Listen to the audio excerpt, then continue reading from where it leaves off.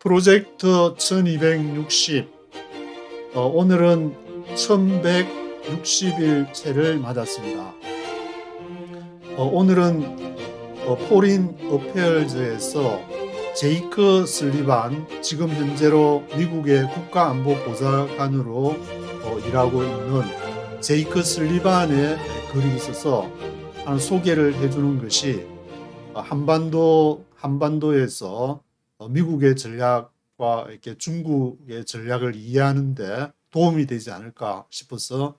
소개를 드립니다. 제목은 The Sources of American Power, 미국의 파워의 근원은, 소스는 어디냐, 그런 제목으로 얘기를 하고, 물론 이제 제이크 슬리반이 외교 분야 쪽으로 미국이 경찰 국가로서 전 세계와 연결을 해서 가야 된다, 트럼프가 얘기하는 뭐 고립주의라든지 그런 쪽은 아니기 때문에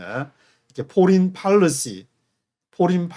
외교 정책을 어떻게 해야 되냐, 이 변화하는 세계 속에서 그런 부제가 붙어 있습니다. 그리고 글이 발표된 여기 날짜가 퍼블리시드 해가지고 날짜가 10월 24일 2023년 지난해 10월 24일로 되어 있는데, 지난해 가자 지구에서 하마스가 이스라엘을 공격한 날짜가 October 7, 10월 7일이기 때문에 그 날짜를 지난해 이제 10월 7일 날 하마스가 이스라엘을 공격을 했는데, 이 글이 발표는 10월 24일 날 발행이 됐지만 5일 전에 10월 2일 날 이 글이 쓰였다고, 여기 보시면은 10월 2일 날 그 글이 썼고 발행은 10월 24일 날 포린 어페어즈에서 발행을 했기 때문에 10월 글 쓰고 나서 이제 10월 7일 날 하마스가 이스라엘을 공격하는 그러한 내용이 나와 있기 때문에 그 내용을 이렇게 수정을 해가지고 지금 포린 어페어즈는 싣고 있고, 오리지널 원문을 보려고 하면은 여기 이제 이게 이로 들어가면은 볼 수 있다 해가지고 PDF 파일을 볼 수 있다 해가지고 제가 눌러서 들어가서 뭐가 다른가 이렇게 안 보니까, 여기 이제 보시면은 요 글이 되는데, 이제 중동에 관한 그런 부분에서 하마스가 설마니 이스라엘을 침공하겠냐, 아마 그렇게 생각했는지 중동 문제가 이렇게 만성적인 그런 도전으로 여전히 남아 있지만 이 중동 지역은 아주 조용하다. It has been for decades 해가지고 수십 년 동안 지금까지 지내왔던 것보다 지금이 더 조용하다고 글을 썼는데, 제이크 슬리반이 이 글을 쓰고 나서 5일 있다가, 이 글은 이제 10월 2일 날이라고 여기서 얘기하고 있으니까 10월 7일 날 October 7에 하마스가 이스라엘을 공격을 해가지고 지금까지 1년이 지금 다 되도록 계속하면서 엄청난 그 이스라엘이 여기 시카고 대학의 존 미어 샤이머 교수를 유튜브에 들어가서 어저께 한번 쭉 봤는데, 거기 보시면 조회수도 뭐 350만, 400만 가까운 조회수가 있을 정도로 엄청난 관심을 보이고 있는데, 거기 이제 미어 샤이머 교수가 얘기하는 걸 이스라엘이 팔레스타인을 공격하면서 군인들보다 민간인들을 하면서 이것이 에스닉 클린스라는 얘기를 계속 하고 있는데, 우리 말로 하면 이제 인종 청소,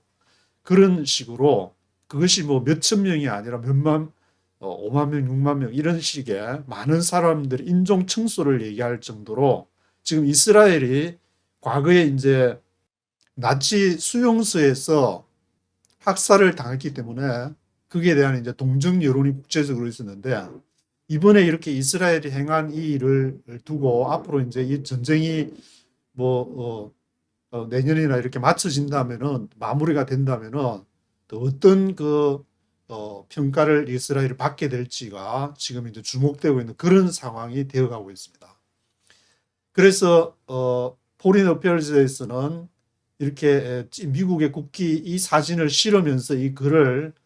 제이크 슬리반의 글을 시작하고 있는데, 이 찢어진 국기를 보고 있으면은 미국이 이제 그동안에 독립선언을 1776년에 독립선언을 한 이후에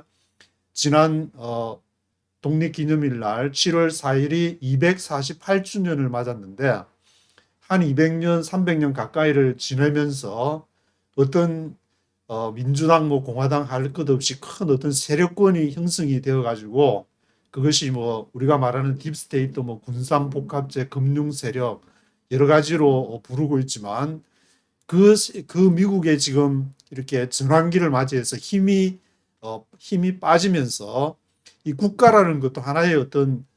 사람과 같이 어떤 자랐다가 이렇게 쇠퇴기를 거쳐서 나이가 들면은 또 사라지고 새로운 제국이 생기고 바이블에도 보면은 5개의 제국이 아시리아, 바벨론, 페르시아 그리고 헬라, 로마 뭐 이런 제국이 언급이 되어 있는데 미국도 하나의 그런 큰 세력권을 영국에서 이렇게 바톤을 넘겨받아 가지고 2차 대전 이후에 그 청년기, 제국의 청년기를 지나면서 지금은 그 과정을 지금 이렇게 지나는 것이 아닌가. 제국이 사춘기를 지나는 건지. 하여튼 여러 가지 지금 이렇게 어떻게 앞으로 미국이 가야 될지를 놓고 지금 선거판 안에서 지금 트럼프와 그 카말라 해리스가 대결을 하는 그런 구도를 보이고 있는데 제이크 슬리반은 또 전략가로서 미국의 전략가로서 어떻게 보는지를 우리가 이해하면은 조금 도움이 되지 않을까. 그래서 세계 정치를 얘기를 하면서 뭐 지리적인 거, 인구학적인 거 이런 것도 다 중요하고 뭐 자원도 중요하지만 그 중에 이게 전략적인 결단을 전략적으로 선택을 해가는 그런 것이 중요하다는 것을 얘기를 하고 있습니다. 그리고 제이크 설리반은 보통 지금 이제 콜드 냉전 후기 포스트 콜드 워라고 얘기를 하는데 이 포스트 콜드 워는 이제는 확실히 끝났다. 그런 선 끝났다고 얘기를 하고 있습니다. 그래서 미국은 지금 이제 새로운 시기를 맞아가지고 도전에 직면을 하게 되는데 그 시기가 지금부터 2050년까지를 가정을 하고 있습니다. 지금부터 2050년까지 주로 뭐 이렇게 중국 문제와 이렇게 언급을 해가지고 도전하는 세력이 이제 중국이 되니까 그래서 뒤에 이제 글의 끝부분에서도 언급을 하고 있지만 중국 세력이라는 것이 우리가 옛날에 생각하던 것처럼 그렇게 단순한 문제가 아니고 굉장히 복잡해졌다. 그래서 지금 제이크 설리반이 아마 중국에서 왕이 외교부장을 만나고 있을 것 같은데 이 중국과 이렇게 디카플링은 할 수가 없다. 그래서 같이 중국도 잘 되고 그래야 미국도 잘 된다는 그런 것을 분명히 이 글에서 밝히고 있습니다. 그래서 한반도가 이제 앞으로 취해야 될 외교 정책은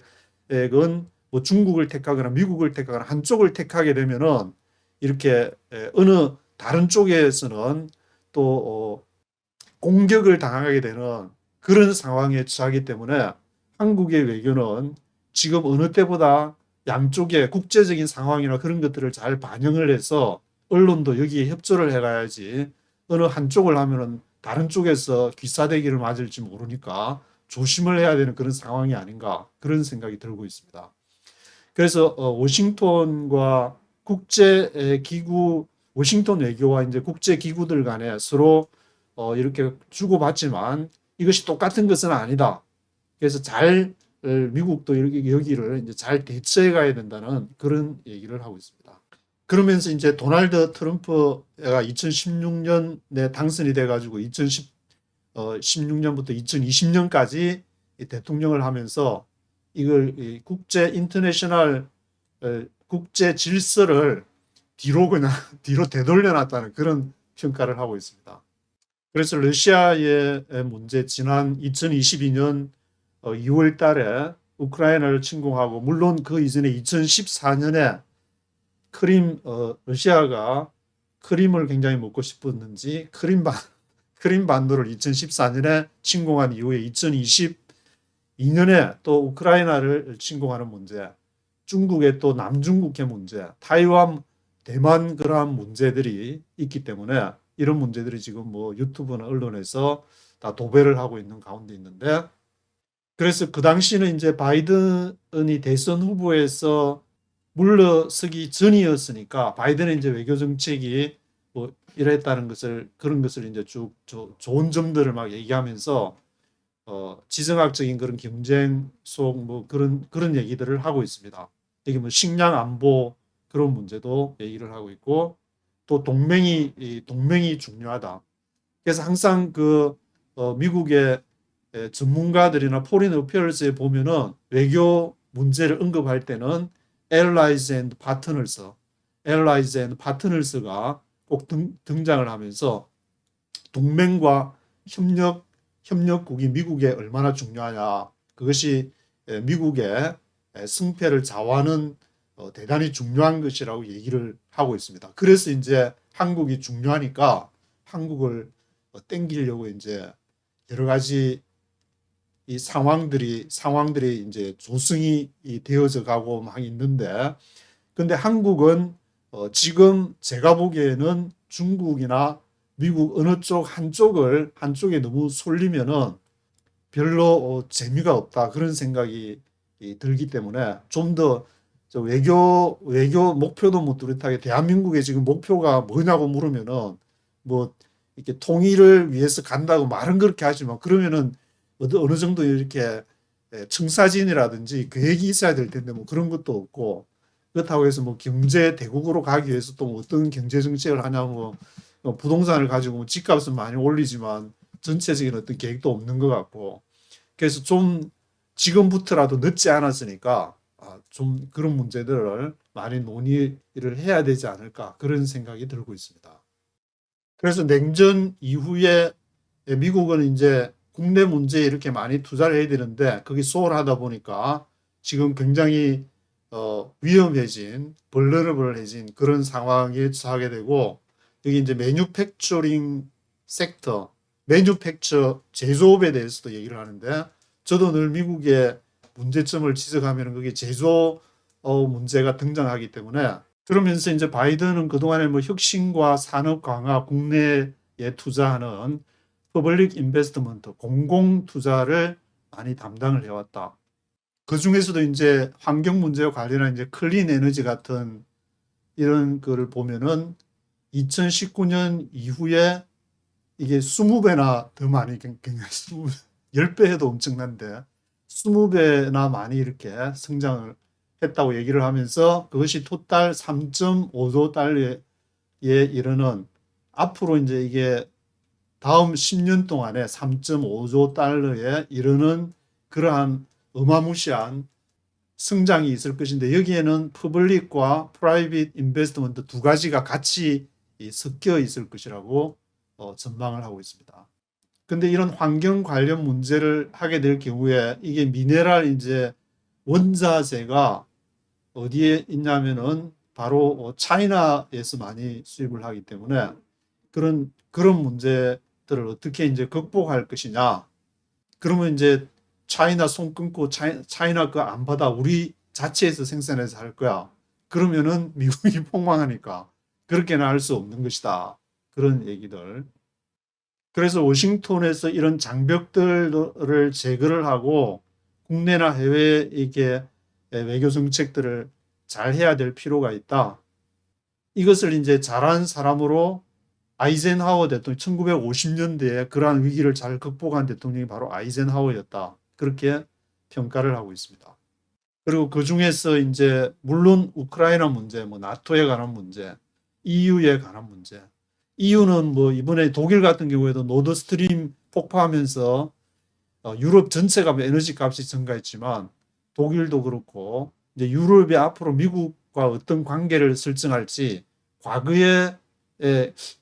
유럽은 될 수 없지 않을까. 그러면은 미국과의 관계도 과거의 미국과 유럽의 관계가 아닌 쪽으로 지금 갈 가능성이 높은데,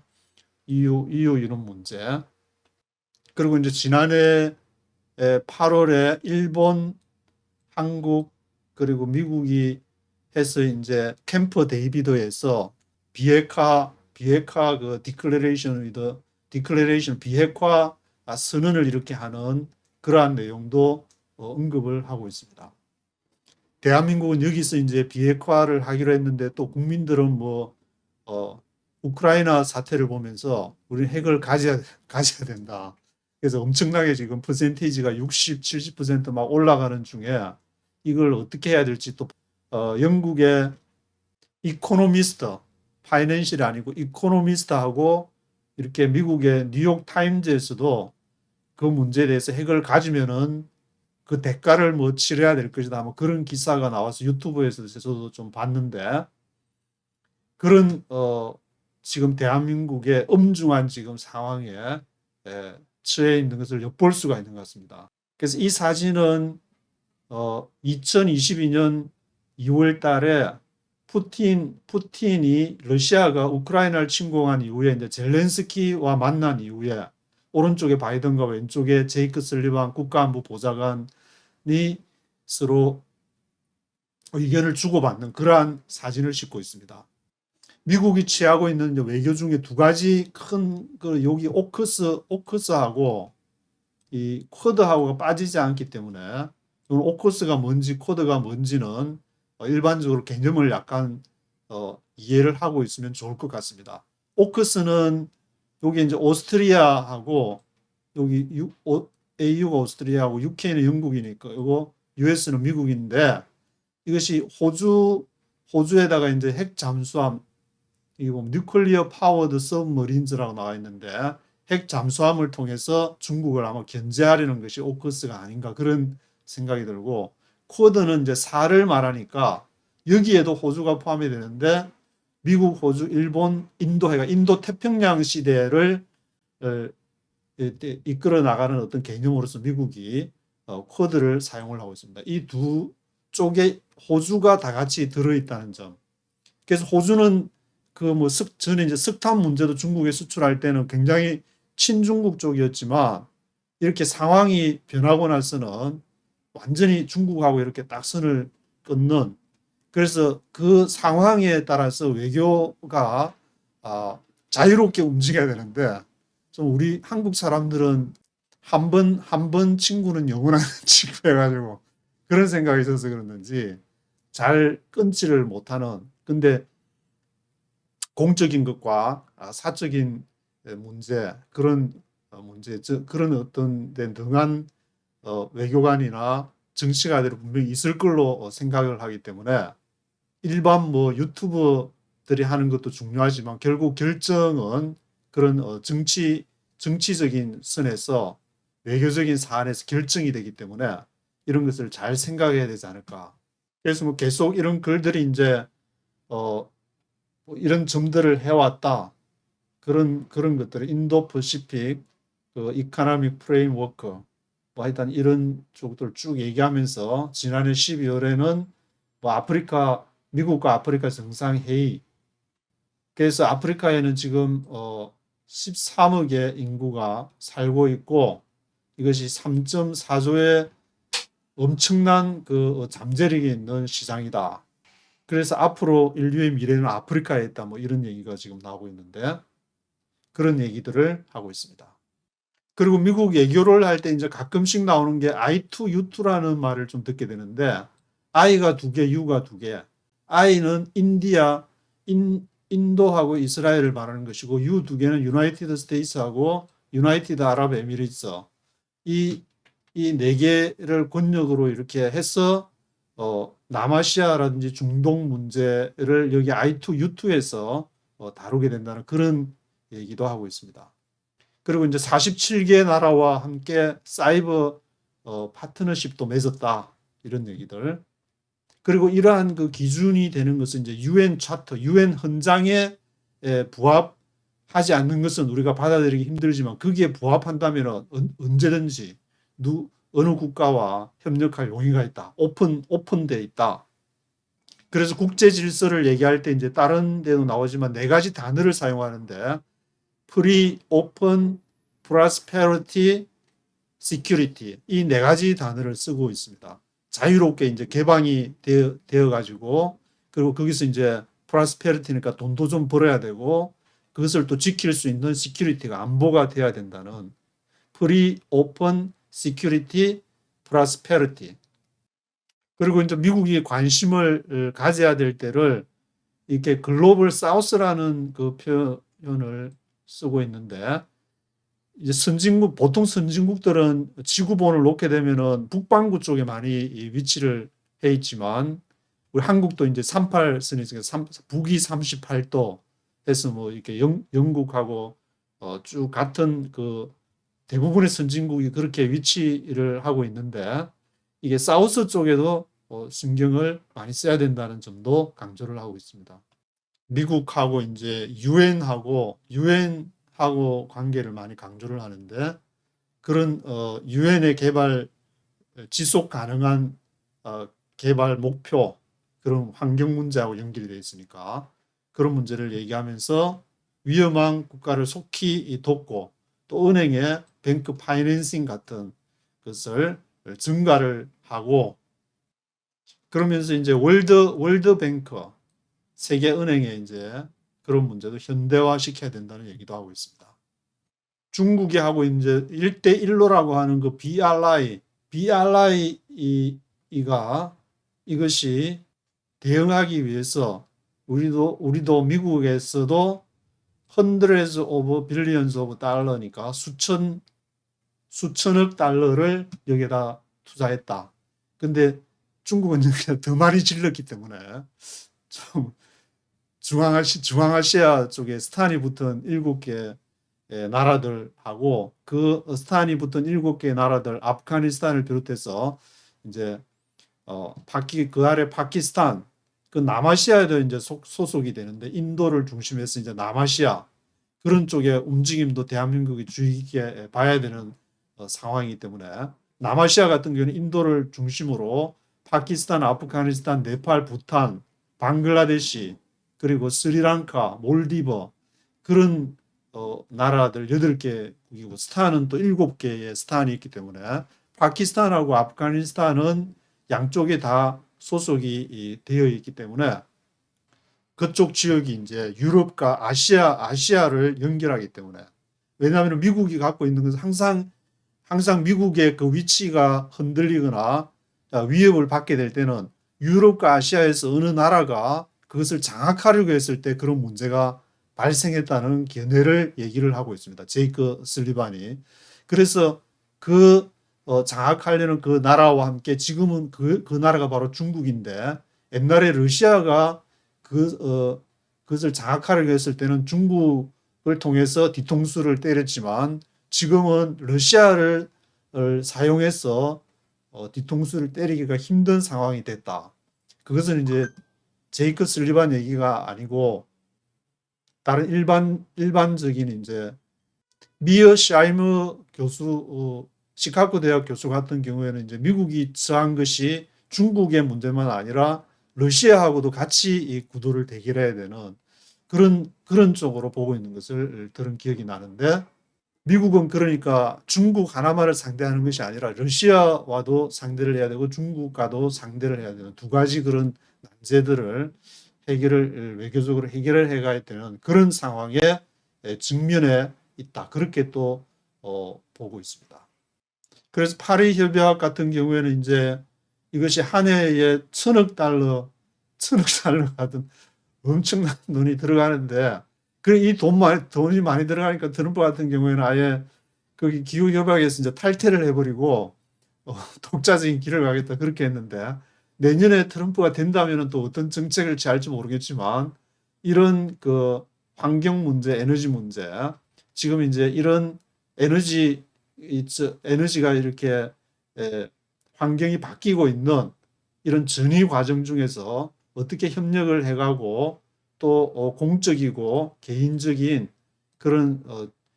소스들과 지원들을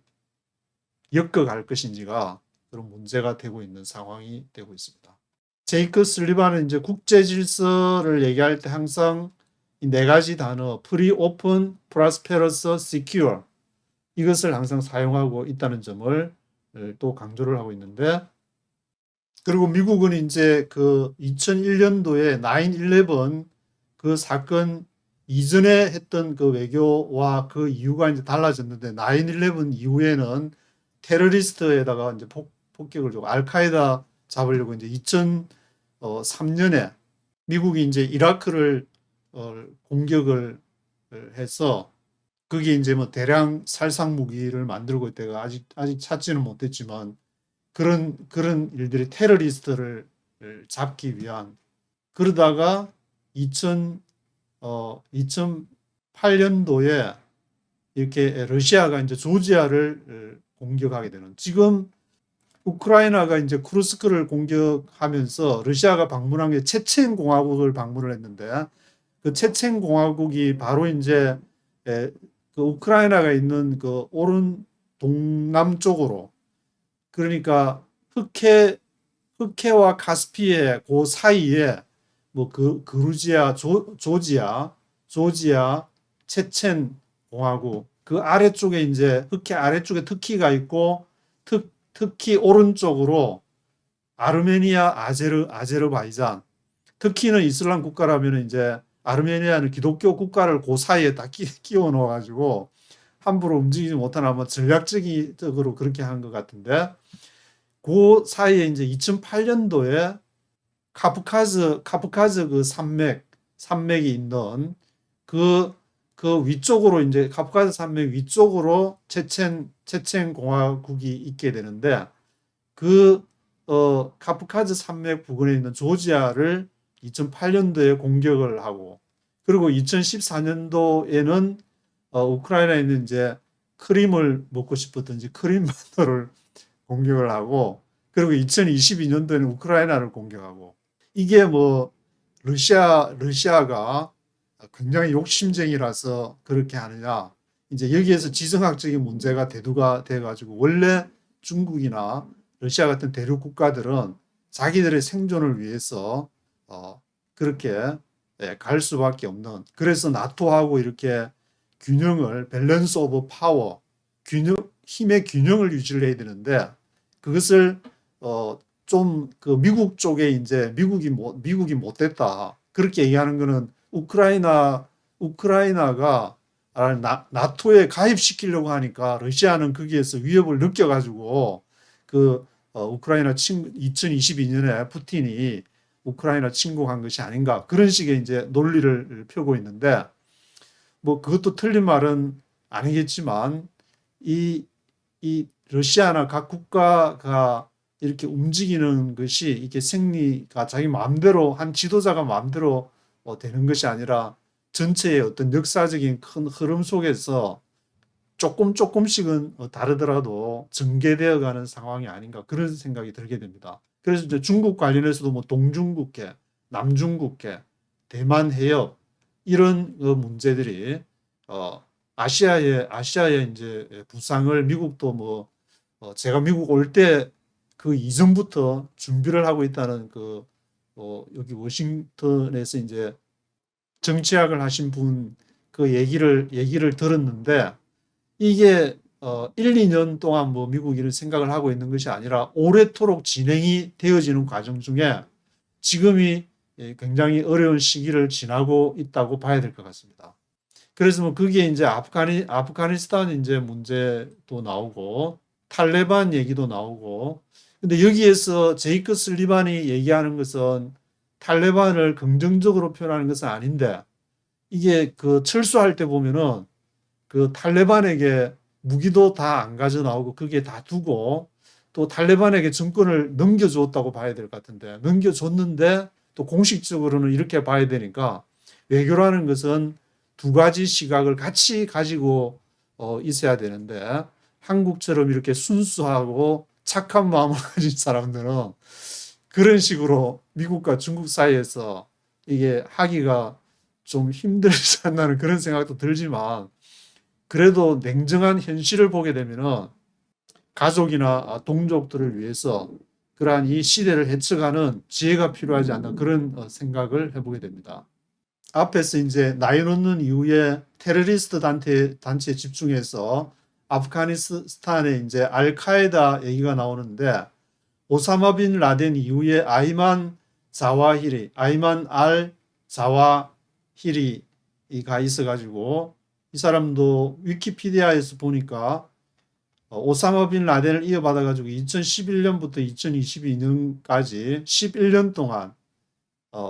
결국 이제 미국에 의해서 자와히리가 살해가 되고 그 이후에 샤이프 알 아델이라고 지금은 이제 이분이 알카에다를 이끌고 있는 모양입니다. 그래서 빨간 네모 박스에 있는 거는 제이크 슬리반이 10월 2일 날 글을 쓸 때 상황하고 10월 7일 날 하마스가 이스라엘을 공격했을 때의 상황이 달라졌기 때문에 이걸 미들리스트 중동에 관한 문제를 수정을 해서 이게 낸 그러한 내용들을 수정한 내용들을 지금 이제 이렇게 쭉 보여주고 있습니다. 그래서 당시 바이든 대통령은 10월 7일 날 하마스가 이스라엘을 공격한 그 이후에 한 열흘쯤 있다가 10월 18일 날 전쟁 중인데도 그 이스라엘을 방문하게 되는 그런 상황이 발생을 했고, 미국은 이제 그 사이에 투 스테이트 솔루션 이런 걸 얘기했지만 지금 이제 뭐 전문가들 얘기를 듣게 되면은 이스라엘이 팔레스타인을 너무 많이 학살을 하는 바람에 이 투 스테이트 솔루션을 꺼내기가 쉽지 않은 그런 상황이 됐다. 그런 얘기들이 나오고 있습니다. 그래서 푸틴이 우크라이나를 침공했을 때 미국은 이제 전투 부대를 보내지는 않았지만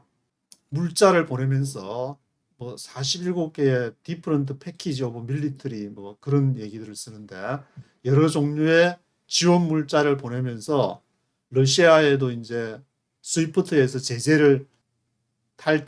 스위프트를 사용을 못하게 해서 달러를 쓰지 못하게 하는 그런 제재를 발동하기도 했습니다. 그래서 미국은 계속 우크라이나를 광범위하게 지원을 하면서 계속 할 것이다. 이것이 계속 될 것이다는 얘기를 제이크 슬리반이 하고 있는데, 그 우크라이나를 포기를 못해가 쿠르스크를 침공하는 것은 젤렌스키가 결정한 것이 아니라 그 젤렌스키 배후에 우크라이나 배후에 있는 세력이 그것을 이제 원자력 뭐 발전소를 공격했다는 그런 얘기도 들리고 있는데, 그건 뭐 시간이 지나봐야 또 알 수 있는 얘기겠지만, 그래서 러시아가 IAEA에다가 그것을 뭐 신고했다. 그리고 푸틴은 체첸에 가가지고 특수부대를 통해서 따끔한 맛을 보여주겠다. 군인이 아니라 테러 집단으로 간주를 해가지고 체첸에 특수부대를 보내겠다. 뭐 그런 얘기도 들리는데 좀 시간이 좀 지나봐야 진상이 드러나게 될 것 같습니다. 그리고 여기는 이제 소제목에 앞으로 오게 될 그 컴피티션, 경쟁에 있어가지고 미국이 과거에 이렇게 놀란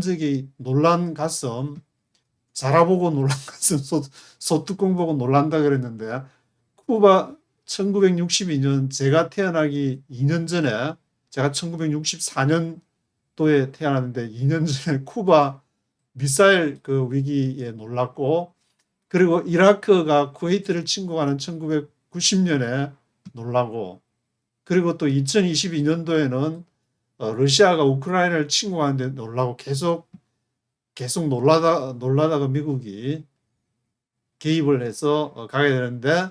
그래도 국제 질서는 프리 오픈 프라스페러스 앤 시큐어 월드가 돼야 된다는 점을 계속 강조를 하고 있습니다. 그래서 이제 미국 거의 글이 이제 종반으로 가면서 미국과 중국에 대한 얘기를 하면서 서로 간에 미국과 중국은 인터디펜던트, 아주 이렇게 긴밀하게 이렇게 연결이 이렇게 되어 있다.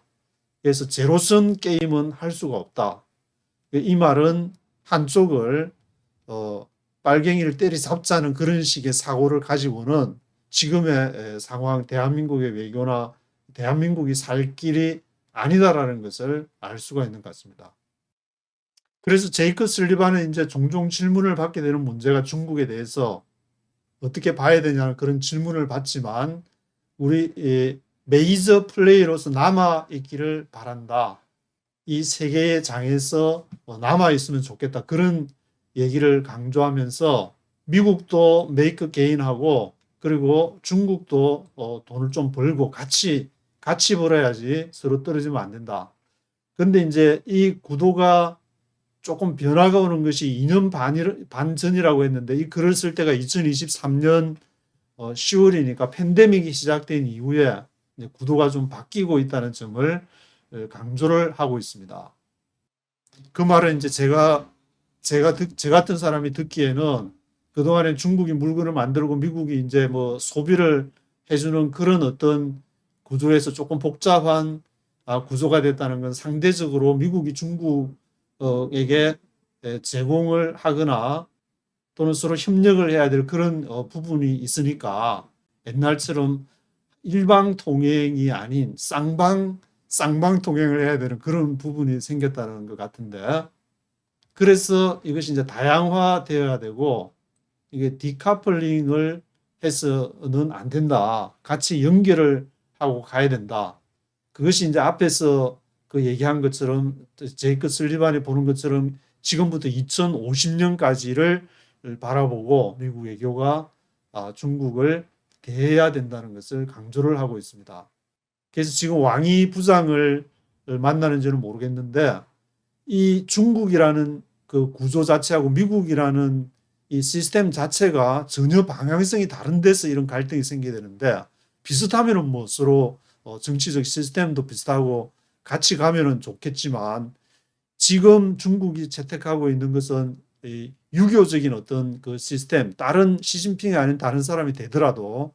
유교적인 질서는 한국 사람들이 뭐 익히 잘 알듯이 수신 제가 치국 평천하, 그래서 어떤 딱 질서를 두고 가정에도 아버지가 있고 형님이 있고 이렇게 쭉 질서가 위계 질서가 있는 상하 관계지만 미국은 이게 수평 관계로 민주적인 국제 질서 자체도 바라보는 것이 프리 오픈, 프로스페리티 그리고 시큐리티, 그런 문제들을 강조하는 데 비해서 중국은 이제 하나가 있으면 수평적인 게 아니라 그 아래쪽에 자기들이 한국도 옛날에 조공 관계를 계속 해왔듯이 그런 관계를 요구하기 때문에 미국이 접근하는 어프로치하고 중국이 바라보는 이 세상은 다르다. 근데 조공 관계를 했다고 해서 그게 뭐 한국이 그러면 맨날 조선, 그 당시에는 조선이었으니까 조선이 모든 걸 다 갖다 바쳤냐면은 그런 건 아니고 어느 정도 대접을 해주면은 그게 이제 중국이 이제 커버해 줄 거는 커버해 주고 뭐 이런 그 상황으로 갔기 때문에 그런 것도 나쁘지는 않은데, 지금 미국이 너무 강력한 그런 문화 컬처 면에서나 이것이 2000년 동안 있지 않은 새로운 지금 이제 현대 세대 속에서 너무 어필을 하다 보니까 상대적으로 중국의 이제 가치관이 한국에 있어서 축소가 되는 그런 경향이 있지 않은가. 그래서 그 사이에서 대한민국은 저는 양쪽으로 두 가지 다 적응을 할 수 있다고 생각하는 사람이고, 그래서 이제 저 자신을 두고 한번 실험을 해보고 있어요. 저도 지금 직접 미국에 아무것도 없이 그냥 맨 땅에 헤딩하러 아직까지 살아가지고 지금 여기 방송하는 거 보면은 중국을 가든 미국을 가든 중국 좋은 사람은 중국 가서 살면 되고, 저처럼 미국에 가서 또 한번 헤딩해 보겠다는 사람은 헤딩을 해가지고 박이 터지든지 말든지 그렇게 해도 안 죽는다. 충분히 살아갈 수가 있기 때문에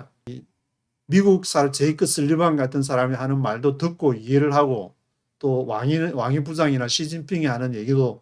듣고 양쪽을 이렇게 몸에 다 흡수할 수 있는 능력을 가진 것이 바로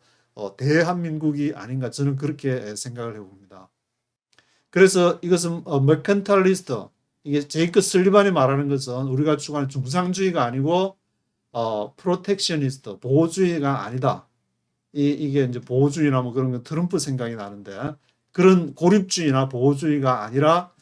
이 세계와 연결을 지으면서 프리 오픈 시큐리티, 프로스페리티 그런 쪽의 나라를 지향해 가야 된다는 것을 강조를 하고 있습니다. 여기서 이제 제이크 슬리반이 앞에서 제가 말씀드렸던 펀더멘털리 디퍼런트 비전, 중국하고 이제 미국하고 다른 비전을 가지고 있기 때문에 중국이 프리 오픈 시큐리티 프로스페리티 뭐 그런 쪽을 하면 되겠지만 그렇게 체제상 그렇게 할 수가 없다는 것을 그 차이를 인정을 하고 대한민국 잘 외교적으로 접근을 해야 되지 않을까. 이 사진은 알래스카 앙커리지 지난해 나인 오는 때 이제 바이든 대통령이 연설하는 사진이고, 그리고 뭐 이렇게 미국이 좋다는 게 제이크 슬리반을 보더라도 제가 이런 걸 보면서 인정할 거는 인정한다. 그 제이크 슬리반이 뭐라냐면은 중국이 그때 이란하고 사우디아라비아하고 중앙에 이제 부분적으로 긴장을 이렇게 감축시키는 그런 효과를 브로크를 잘 했지 않냐. 근데 워싱턴은 이게 could not have tried, 뭐 학교 다닐 때 could have PP하면 뭐뭐 했어야 되는데 뭐뭐 시도를 하지 말았어야 되는데, 왜냐하면 미국이 이란하고 사우디하고 그렇게 하려다 실패했는데 그걸 중국이 와서 딱 해버리니까 좀 미국의 자존심이 깨지니까 하지 말았어야 되는데 브로커를. 그런데 이게 미국의 외교가 이게 이란하고 좀 부족한 점이 있었다. 이렇게 이제 제이크 슬리반이 뭐 이런 거 그 우리가 좀 딸렸다. 그런 좀 뭐 인정할 거 인정하고 이런 게 좀 좋은 것 같습니다. 제가 보기에는. 그래서 뭐 다른 글보다 한 2배 정도 되는 그런 제이크 슬리반이 뭐 쫙 나열을 하면서 바이든도 뭐 칭찬하면서 자기 이 견해를 쭉 밝혔는데, 이런 것이 열매를 맺기 위해서는 수년이 걸리게 될 것이다. 뭐 오커스 이제 호주의 오커스 핵잠수함 문제라든지 뭐 기술의 진보라든지 그런 게 시간이 걸릴 것이다. 대만 해협 문제라든지 중동 문제라든지 또 미국의 군사나 방위 산업에 대한 것을 현대화시키는 그런 문제들을 해야 되는데 시간이 걸릴 것이라는 점을 얘기를 하고 있습니다. 그래서 마지막에 이제 글을 정리하면서 up to us, 우리에게 달렸다. 선택은 미국이 한다. 이런 점을 맨 마지막에 그런 글을 제이크 슬리반이 쓰고 있는데, 그 페이스라 해가 단계를 내가 first 페이스, second 페이스, third 페이스 3단계로 미국 외교를 나누고 있습니다. 물론 이제 2차 대전 후에 미국이 이제 강해지면서부터 첫 번째 단계가 1950년부터 70년까지 한 20년 동안은 이때는 이제 소련을 소련을 잡아야 되니까 중국에게 망치를 조갈 뒤통수 때리게끔, 그래서 그런 것이 있다가 1980년대에 이제 서서히 부패하기 시작하는 그런 것을 얘기를 하고, 두 번째 단계는 이제 2001년도에 나인원이 있으면서 2008년도 그런 리만 브라더스 사태나 서브프라임 모기지 사태, 그 과정을 지난, 그리고 이제 지금 3단계가 이제 시작이 됐다. 지금 이 이제 3단계가 시작된 시대로 보고 있는데, 아마 2020년부터 저는 2018년에 마이크 펜스가 여기 허드슨 연구소에서 공식적으로 이제 중국을 적으로 규정하면서부터가 아닌가 하는 생각이 드는데, 2018년부터 그 상하이 협력기구에서는 2018년부터 이제 다극 체제로 그때부터 변했다고 얘기를 하기 때문에, 그래서 이때부터 3단계가 지금 시작이 됐다. 우리는 지금 3단계를 지나고 있는데 앞으로 어떻게 될 것이냐, 이것은 미국 자신의 선택에 의해서 결정되어질 것이다. 맨 마지막에 얘기를 하고 있습니다. 그래서 미국이 뭐 그렇게 쉽게 무너질 나라는 아니기 때문에, 지금 이제 또 선거를 지나가지고 저는 얼마 전에 펜타닐 이렇게 그 사례를 보면서 이게 조금 놀란 것이, 마약 문제가 뭐 한국에도 중국에도 여러 나라에 다 있는데 미국에도 마약 문제가 있는데, 이것이 이제 대학을 졸업한 어떤 상층부 쪽에서는 그 통계가 아주 미미하다는 것을 보면서 좀 깜짝 놀란 적이 있는데, 그러니까 이 사람들이 위에 이제 각자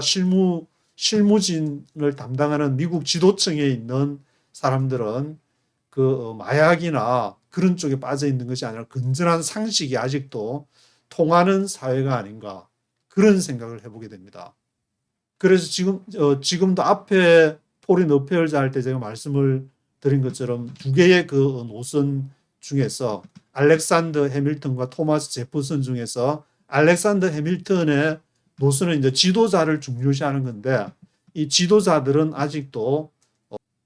약에 찌들지 않았다. 좀 일부 사람들이 뭐 그런 것이 나오기도 하지만 그런 일부에 속하는 사람들이거든요. 이렇게 전체적으로 보게 되면은 아직 미국의 지도층은 약에 찌들지 않았기 때문에 그래도 건전한 상식이 통하는 되기 때문에 쉽게 무너지는 것은 아니고 어떻게 이 과정을 지나느냐. 제이크 슬리반에 따르면은 3단계의 지금 이제 이 경쟁의 시대를 어떻게 지나느냐에 따라서 미국의 제국의 수명이 더 길어질지 아니면 단명을 할지 그것이 판가름 나는 것이 아닌가 그런 생각을 해봅니다. 오늘은 여기까지 하도록 하겠습니다.